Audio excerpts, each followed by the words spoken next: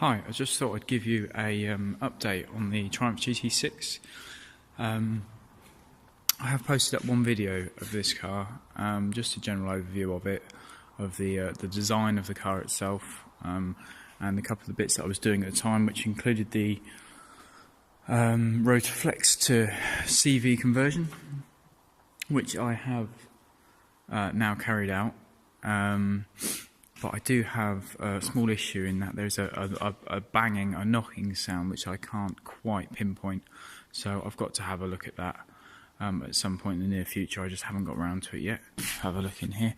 I have installed an overdrive gearbox, fully rebuilt overdrive gearbox, to the car. And I've also done a lot to the engine with regards to just replacing bits and pieces. It had been sat for a long time. It was owned by a lady. If you've watched the previous video, you'll have heard me tell you that it was owned by a lady since 1972 until 2001 when she died, and then two gentlemen after that, and they basically did about 1,500 miles between them, and I don't think they did a lot to the car. I know a new carpet set was installed in this time. Not the best quality, and it's a shame really. I'd rather have worn original set from when the lady had it, but there you go. But they do the job. The seats are obviously original in that. Anyway, there was a grinding into second and into fourth, so I decided to get a new gearbox. I still have the original gearbox, but yeah, I installed that, and it all works really well, and it obviously drops the revs when cruising, which is nice. So yeah, have a little look. It's all pretty clean in that. I put this on because the other wheel was a little bit too large, and it was a bit worn as well, so I popped that on. Obviously I've still kept that, the original part. I just need to finish installing a couple of bits like this cowling round here and that,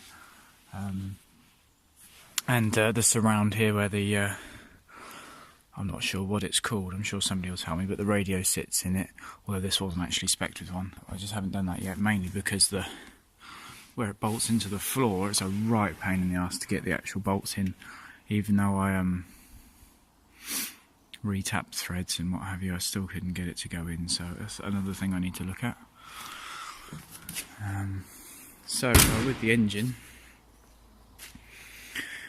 it didn't actually have any filters in it, so I bought some filters and put those in it. And these cowlings here, I had some metal ones. I bought some metal ones for it because the sort of hardboard ones they'd fallen to pieces. So yeah, I had a new radiator. I had this refurbished by a very clever bloke, and these C's in here, and the one on here had, and when I bought the car I didn't realise that all the coolant was actually solid within all the coolant pipes and everything, so I had to clear all that out, and then I sent this off and he repaired this and welded that up. I need to find a proper blanking part for this. Anyway, yeah, I replaced all the hoses and all the bits there. I need to get something a bit prettier for this. That was just temporary, but yeah, he made a really good job of that. Well pleased with that. Obviously new gaskets. What else? Oh yeah, these canards at the front, there were some fiberglass ones, so I found some new old stock ones, proper metal ones, and had those painted. And they do look the part. I really like those. Because the sort of fiberglassy ones, the fogs don't sit 100%. They sit against the bumper. They're not really brilliant. Yeah. So I put all new leads and plugs on it, and tried to resurface the top of the stat housing as well, just because they like to leak. But it still does leak a little bit, but Yeah, new belts, and then I think you saw in the last one I had all the sills done and the floors, which was a bit long overdue really. And the thing is, when I went to view the car, I was so excited by the sound of it, I didn't look properly under the carpets and there were actual holes in the floor. So yeah, anyway, I got that all welded up and done, not by myself, by somebody who knows what they're doing with the welder. Anyway, I'm going to try and start it for you, see if I can do that.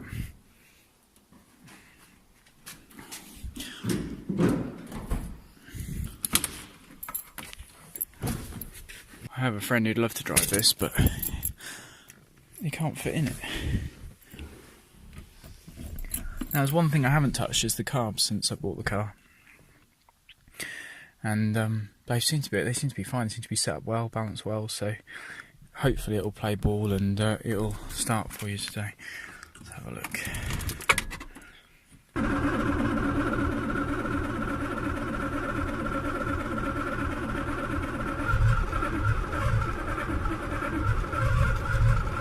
It is freezing today, so it's probably a bit grumpy. Well, it definitely is a bit grumpy. Try again.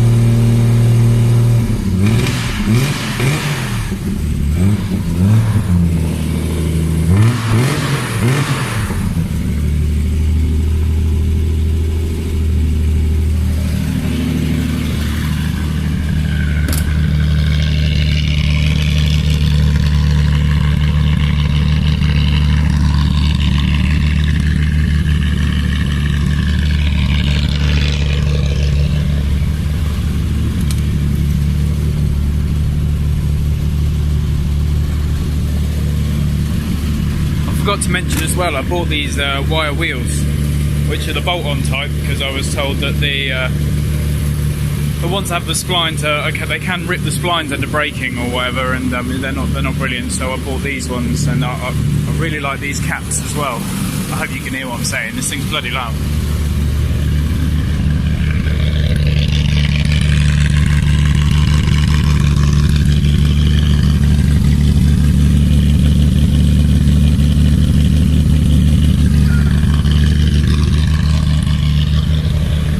To get new shocks for the back. They were about 14 quid for the pair or something.